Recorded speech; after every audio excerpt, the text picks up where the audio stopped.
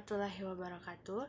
Halo semuanya, perkenalkan nama saya Ayu Saputri dengan NPM C1C022061 dari kelas 2C Program Studi S1 Akuntansi Universitas Bengkulu. Kali ini saya akan menjelaskan sedikit tentang Management and Organization. Manajemen, apa sih manajemen? Manajemen adalah sebuah proses dalam rangka untuk mencapai suatu tujuan organisasi dengan cara bekerja secara bersama dengan orang-orang dan sumber daya yang dimiliki dalam organisasi tersebut. Jadi, manajemen dapat didefinisikan sebagai proses menyelesaikan sesuatu dengan mencapai tujuan secara efektif dan efisien. Beberapa istilah penting dalam definisi ini adalah proses, efektivitas, dan efisien. Karakteristik manajemen. Manajemen adalah proses yang berorientasi pada tujuan, yaitu suatu organisasi memiliki serangkaian tujuan dasar yang merupakan alasan dasar keberadaannya. Manajemen menyatukan upaya individu yang berbeda dalam organisasi untuk mencapai tujuan ini. Manajemen bersifat luas, yang dimana kegiatan yang terlibat dalam mengelola suatu perusahaan adalah hal yang umum bagi semua organisasi, baik ekonomi, sosial, ataupun politik. Manajemen bersifat multidimensi, yang dimana manajemen adalah aktivitas kompleks yang memiliki berbagai dimensi. Kemudian, fungsi-fungsi manajemen. Yang pertama yaitu ada perencanaan atau planning, yang kedua ada kepemimpinan atau leadership, yang ketiga ada pengorganisasian atau organizing, yang keempat ada pengendalian atau controlling. Selanjutnya yaitu ada macam-macam manajemen.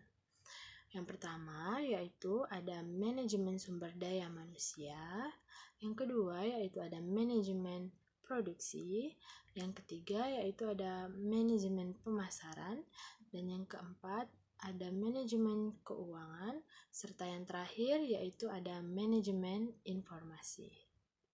Next, organisasi. Apa sih itu organisasi? Organisasi adalah kesatuan atau entiti sosial yang dikoordinasikan secara sadar dengan sebuah batasan yang relatif dapat diidentifikasi, yang bekerja atas dasar yang relatif terus-menerus untuk mencapai suatu tujuan bersama atau sekelompok tujuan. Selanjutnya, fungsi-fungsi organisasi. Yang pertama yaitu ada organisasi memberi arahan dan aturan. Yang kedua, untuk meningkatkan skill dan kemampuan dari anggota organisasi. Yang ketiga yaitu memberikan pengetahuan. Next, selanjutnya yaitu ada karakteristik organisasi. Tiap organisasi memiliki tujuan yang khas, yang dimana tiap organisasi didirikan pasti memiliki sebuah tujuan yang ingin dicapai.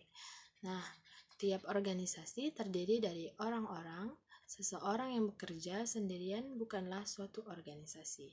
Diperlukan orang supaya dapat melakukan pekerjaan yang diperlukan oleh organisasi untuk mencapai sasarannya. Tiap organisasi mempunyai struktur yang tersusun, yang dimana organisasi membutuhkan struktur yang tersusun agar hubungan kerja para anggotanya diperjelas dan mereka dapat melakukan pekerjaannya secara maksimal. Kemudian ada bentuk-bentuk organisasi. Yang pertama yaitu ada organisasi garis. Organisasi ini menganut konsep yang bersifat vertikal, yaitu di mana setiap perintah, kebijakan, aturan, dan petunjuk penugasan bersumber dari atas ke bawah. Yang kedua yaitu organisasi fungsional. Organisasi ini memiliki konsep yang menempatkan pelaksanaan pekerjaan secara terpisah dan setiap bagian memiliki tanggung jawabnya masing-masing.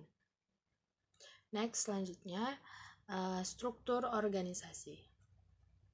Struktur organisasi pada dasarnya merupakan desain organisasi di mana manajer melakukan alokasi sumber daya, organisasi, terutama yang terkait dengan pembagian kerja sumber daya yang dimiliki organisasi, serta bagaimana keseluruhan kerja tersebut dapat dikoordinasikan dan dikomunikasikan secara ilustratif.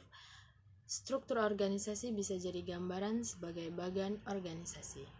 Dalam struktur organisasi, terdapat dua jenis struktur, yaitu yang pertama ada struktur fungsional dan ada struktur divisional.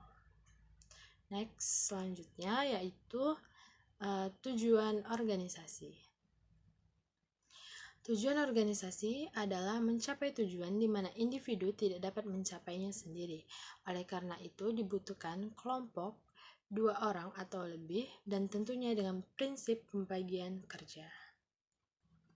Selanjutnya ada jenis organisasi. Yang pertama ada organisasi publik, yang kedua ada organisasi profesi, yang ketiga ada organisasi bisnis, yang keempat ada organisasi sosial. Selanjutnya yaitu manfaat dari organisasi. Organisasi sebagai penuntun pencapaian tujuan. Dan yang kedua ada organisasi menawarkan karir.